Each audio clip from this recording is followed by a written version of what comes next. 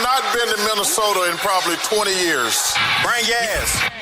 Welcome to Flagrant Howls, a Minnesota Timberwolves lifestyle podcast. I think a rare live edition here. I think we've only gone live a couple times since the playoffs last year on Flagrant Howls. The cat trade for sure, or maybe the ownership thing on February 10th. And with that game last night, so a couple things here on Flagrant Howls. One, welcome in. We are live on the Score North YouTube channel. Click that like button and the subscribe button. Phil Mackey, Judd Zulgad, the sports dad, and executive producer Declan. But we've got breaking news to address on top of one of the great regular season games of the year in the NBA last night, a double overtime thriller to talk about. And this will be only one of two Flagrant Howls episodes today because I know our guy Kyle wants to comment. And so we're going to do a separate episode later on too, kind of a part two with Kyle Teige, a random wolf of the week with Ross Brendel. But before we dive into all of it, Judd, let's go to Parlor and sink our teeth into one of the best burgers in the Twin Cities. Okay? Absolutely. So the Wolves get a juicy win, right? But let me tell you where it is the best to get a juicy Parlor burger is fantastic. That's right. And if you are going to a Wolves game, Parlor, located in the North Loop, very convenient. Now, I want to give you a scouting report, too, because I think we talk about the burger a ton, justifiably so, right? It's the star player. But Parlor is not just successful because of a star player. It has a supporting cast. And in particular, Sports Dad wants to tell you about the chicken sandwich. Don't sleep on the chicken sandwich. It is the ultimate complimentary player. If you're going with like a date or your spouse, my recommendation is this. You get the chicken sandwich. She gets the burger. You split them. It's absolutely fantastic. A winning play every single time. Again, in the North Loop, if you're going to a Wolves game located close by, Parlor, check them out. You will be very glad that you did if you have not yet.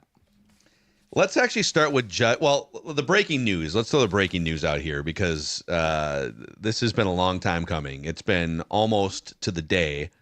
It's been almost 4 years. I think maybe like 2 weeks away from the 4-year anniversary of the 2021 agreement between Marc Lore, Alex Rodriguez, and Glenn Taylor. So Shams Charania had this about a half hour ago that arbitrators have ruled Marc Lore and that was the original February 10th tweet, and he's retweeting the news from 2 months ago. After years-long battle, Glenn Taylor and Marc Lore and Alex Rodriguez have agreed to complete full ownership to Lore and A-Rod, sources tell ESPN. Glenn Taylor will not appeal the Minnesota arbitrators that ruled in favor of Marc Lore and Alex Rodriguez in February. Not that he had any legal grounds to do an appeal. Yes. We were just like waiting to see, is he going to appeal? He can't really. There's not like, unless he thought there was corruption or something.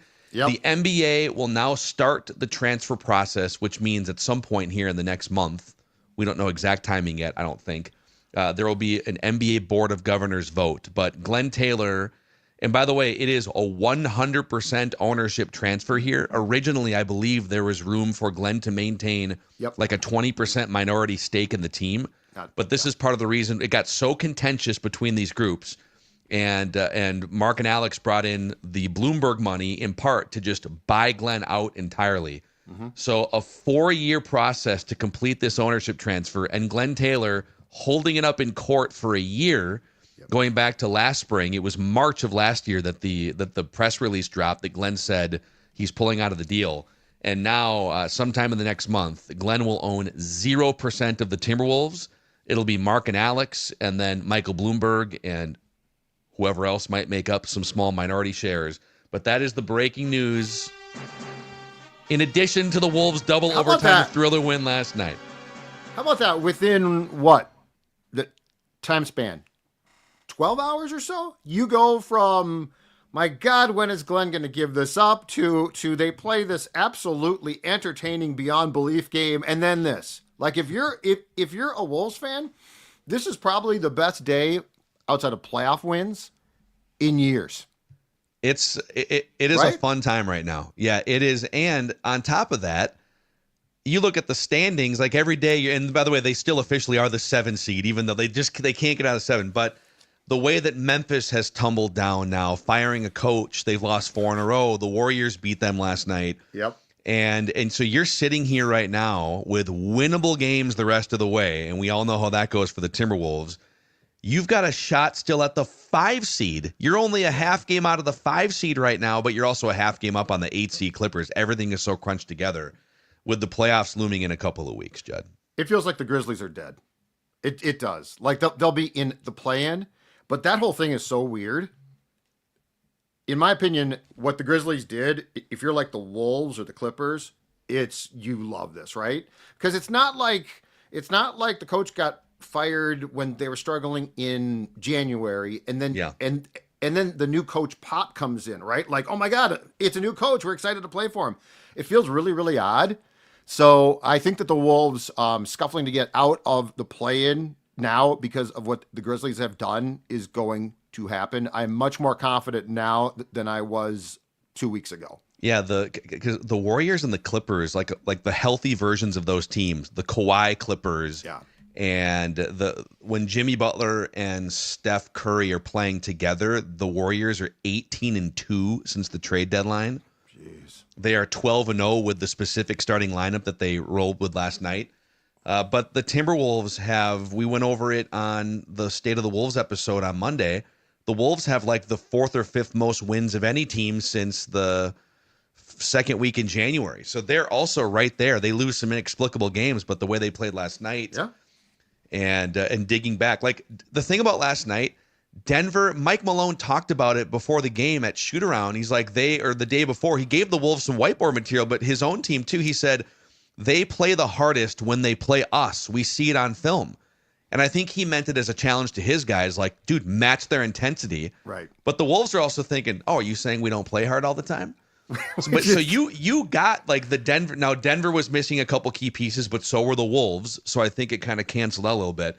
Yeah. But to go in there on the road, Denver has already lost 3 games to you. They lost game 7 after a 20-point lead last year. They were going to give you a haymaker last night.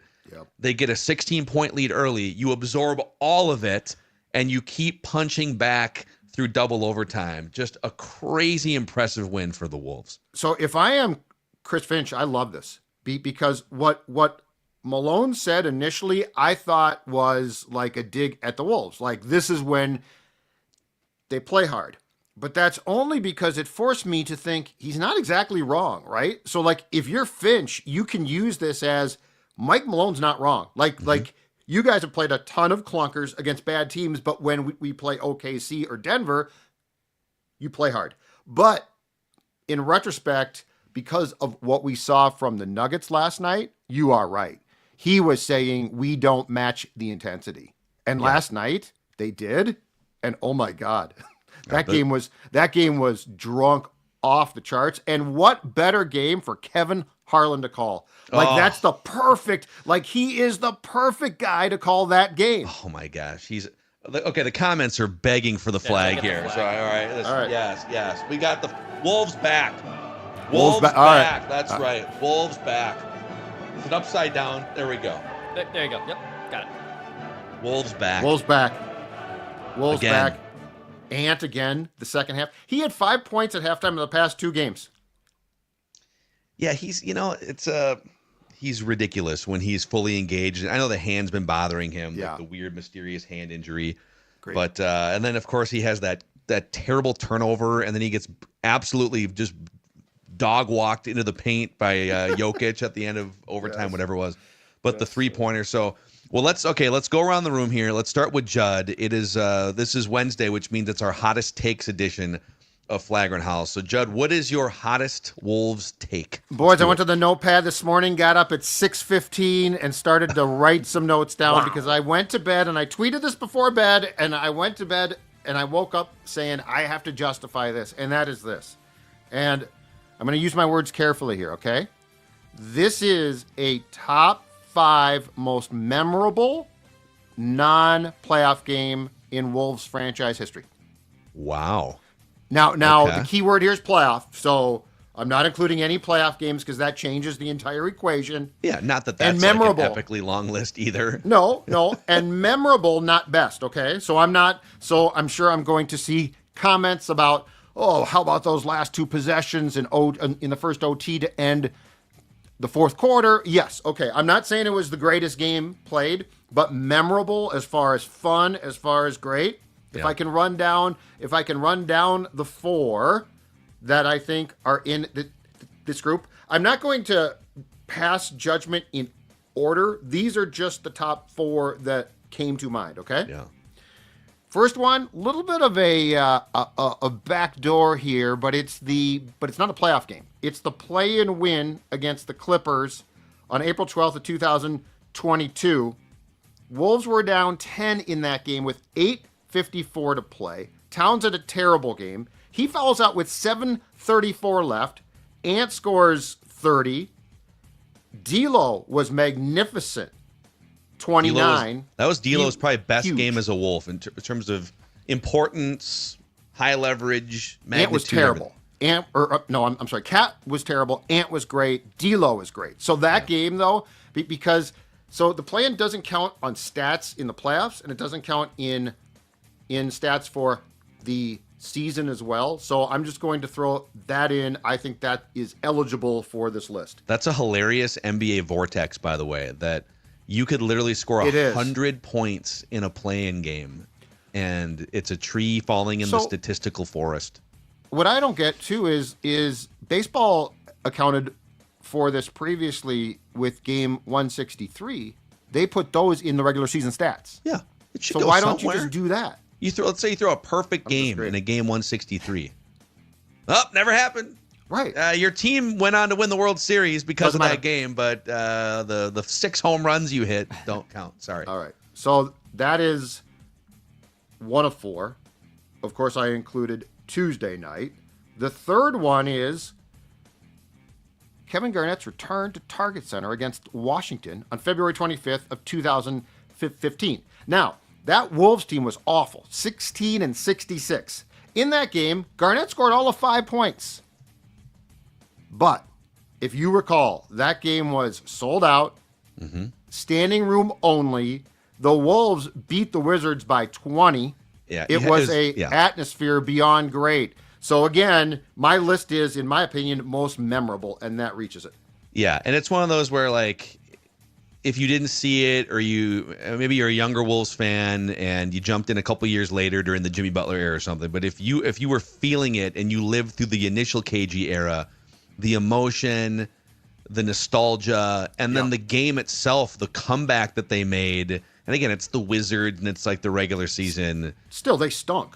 But it was a really, really cool night at Target Center. Yeah. Yes. So KG's return 2015 from Brooklyn when everything looked hunky-dory, at least from KG's standpoint. My next one. Let's get in the time machine and let's go way, way, way, way back to December 30th of 1997, because the Chicago Bulls came into town, having won 16 games and lost 0 to the Wolves. That team was on its way to its 6th title with Jordan. So that was the Bulls Rockstar show. Announced attendance of more than 20,000. Watch the Wolves win 99-95. That game was, and Phil, we've done shows about that game, but that game was absolutely electric. That Wolves team was on the precipice of becoming a pretty good club, but there was still questions, and the Bulls were, the dominant alpha dog of that entire decade, and so that game came right to mind. I think I shared this when we did a Minnesota sports rerun on this in the pandemic. I think us three did early on. But that is my earliest sports memory. I was at that game as like a recently turned 5-year-old. Wow. I was 5 years old when that game That's happened. awesome. I was there. It's fun. I think it was that, and also WCW Monday Night Nitro happened within a few months of that, and I remember both vividly. The Nitro of people having lighters up during the national anthem, pre 9/11 stuff right there, and then I also remember like the because they drop confetti at the Wolves Bulls game. Yeah, like they did. They acted like they won. And that sticks with you as a 5-year-old. It's my first and earliest sports memory. That's awesome, man. Yep, that was crazy because to that point, because the Wolves came into the league and the Bulls were like, I think the Wolves came in '89 and the Bulls started their first three-peat like 2 years later. Yep. And even when Jordan left for a year and a half, they were still a really good, like 55-win team. There was just no thought that the Wolves were going to beat the Bulls in a basketball game for the first almost decade of the franchise's existence. They also had a similar run against the Suns. Didn't they lose like 25 straight games against the Suns in the 90s too? Probably true. And then, so like Probably beating true. the Bulls and then beating the Suns in the late 90s. Awesome. Totally. Absolutely deserves to be on this list. And my final one, the reason why the play-in exists, gentlemen, which would be Game 82, Wolves beat Denver at home, April 11th of 2018. Marvelous game, 112-106. That ends the Wolves at the time 13-year playoff drought. Mm-hmm. And in that game, Carl was fantastic. 26 points, 14 boards, and a much younger Joker in overtime, guarded by whom? Not Carl. Taj Gibson shuts him down. Yes. Taj Gibson. That's right. And Taj so had the big strip in the corner, Yep. right? Yep. That was a great game. But I think the league looked at that game and said, we need to replicate this more. Yeah. And the play-in does that. So those 4 games are now joined, at least on my list, by last night, which was just, to me, just perfect gelling of everything. Like, it was so much fun. Yeah, man. There's so many things. By the way, I'm going to deliver a pie chart of praise on the second episode of Flagrant Howls today for Kyle, where we dive a little bit more into some of the details. But the runs, man, like each of those teams last night, it was like, here's an 11-2 run, then it's a 10-0 run, and it was just... It was haymakers. It was literally Rocky IV. These boxers in the ring, just weary, exhausted. Yeah. They're playing in altitude. It's the end of a long regular season. They've these opponents know each other better than any two teams in the NBA, and they're just winding up. And by the way, that was only the third 60-point triple-double in the history of the NBA that Jokic scored last night. Yeah. The third ever. 60, 12, and 10, or whatever the hell it was. 14 and 10. Crazy. So I get this, okay? I get the fact that there were certainly some poor play calls. And I am more than willing to dump on teams that don't like work hard, like if they come out and just play a crappy game.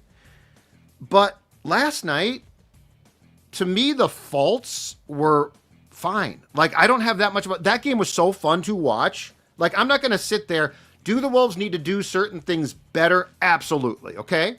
But last night, I wasn't watching that game continue and saying, oh, this game sucks. Execution sucks. Yeah. Both teams, Nas is out. Dante's out.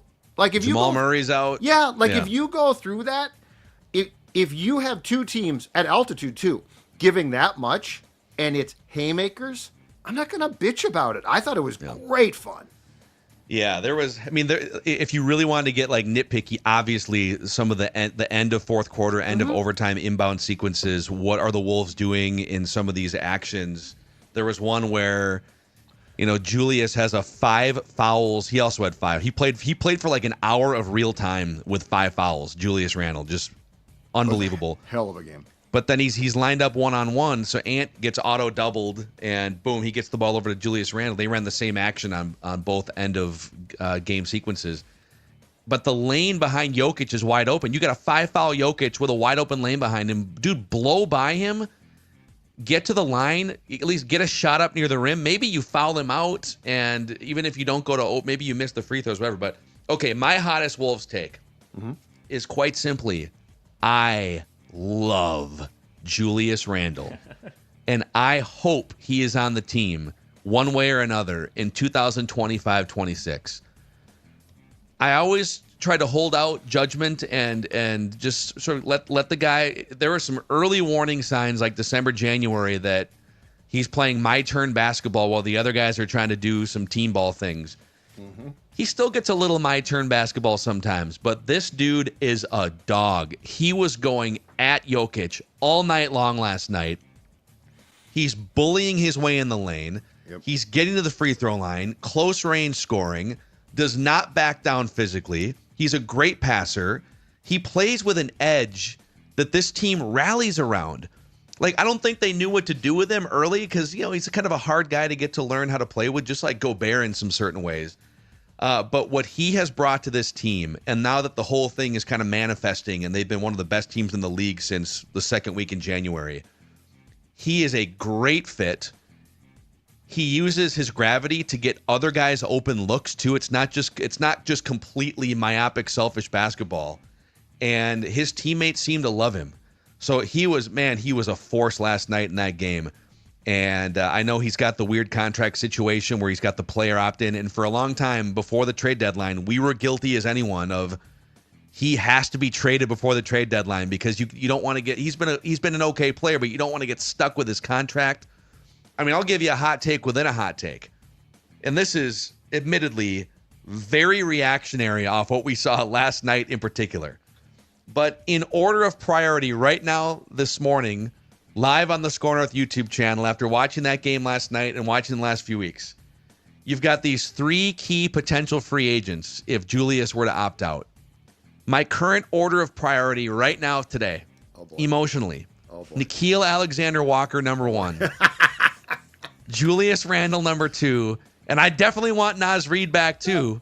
But the thing is, we don't know. We don't know if Naz Reid is an 82-game, 35 minutes a night player. We've seen him start in flashes. We don't know. And you're going to have to pay him $30 million. Julius is a dog. And, dude, Nickeil Alexander-Walker, one of the most crazily improved players in the NBA, shooting, defense, playmaking, clutch, everything over the last 2 years. But won't Na get an offer to play like he did last night as far as playing time that the Wolves can't provide? It's a good question. I think money is going to speak very loudly here. And the question is he going to command, is a team going to look at him and say, that's a $20 million player right there? And it's just like, the Wolves can't do it. Right. If it's 10, 12, 15 million, more of like a mid-level exception range. But, dude, Nickeil Alexander-Walker has become... I know for a while it's like, Jalen Clark looks like maybe like Jalen Clark and Terrence Shannon Jr. can kind of fill the void of Nickeil Alexander-Walker. Right. He is part of the heart and soul of this team's DNA. And when they decide to be a tough team, which they do against Denver and they do against Oklahoma City, which is a good sign. They did in the playoffs last year against the Suns. He is at the heart and soul of that toughness. And Julius Randle has been this season too. So I get it. The show is Hottest Wolves Takes. And we are 12 hours, 11 hours removed from one of the great regular season games.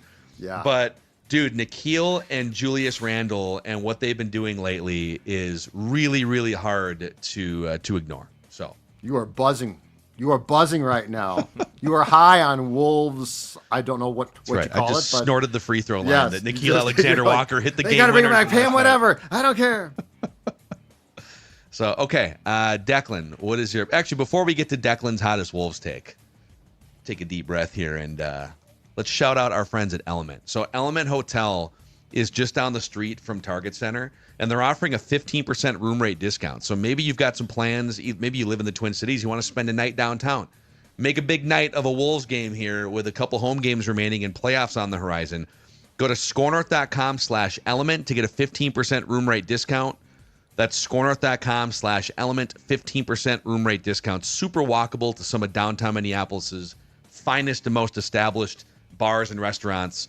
City views, beautiful rooms, bright natural lighting throughout the hotel, the rooftop area that you see on the YouTube channel. Element Hotel, downtown Minneapolis in the North Loop. Also a new partner here across Score North Podcast. Yes. So former Vikings head trainer Eric Sugarman has a new company called Neos Elite Performance, Judd. Exactly right. And look, if you are active and trying to get an edge in life, the experts are going to help you. Neos Elite Performance, let's say chronic pain is slowing you down. Our guy Shug, he brings you Neos Elite, cutting-edge regenerative medicine and cellular IV therapy designed to get you going again without, and this is the most important part, invasive procedures. White glove service that's going to be delivered to your home. No trips to the doctors. You don't have to go elsewhere, the team at Neos is going to come to you. So if back or knee pain is making everyday tasks feel impossible, stop suffering. Neos' therapy is designed to reduce pain, restore function, and get you back to doing what you love. No surgery, no downtime, just results. And that's the most important thing. Schedule an appointment at neoselite.com. That's Neos Elite.com. The website also takes you through how this works. Cutting edge stuff that's going to make you feel fantastic. Neoselite.com, Neos Elite.com. Check them out. All right, Dex, what is your hottest Wolves take? All right, here's my hottest take. Every team in the Western Conference should now fear the Minnesota Timberwolves. They're going to be a road team most likely on the playoffs, and they could still get up to the 5, but every single team now in the West should be fearing the Wolves. The Thunder have won 10 games in a row, right? They're just basically unstoppable. And I think a couple weeks ago, because they haven't played the Wolves in that 10-game stretch. That's damn right. And the Wolves play them pretty tough as well. So I know the Lakers. A couple weeks ago, I said, if LeBron indeed comes back, that could be bad. If LeBron's a healthy and rested and ready to go, that could be problematic for the Wolves. At this point, they are peaking at the right time, which is always a good buzzword going into any playoffs in major sports.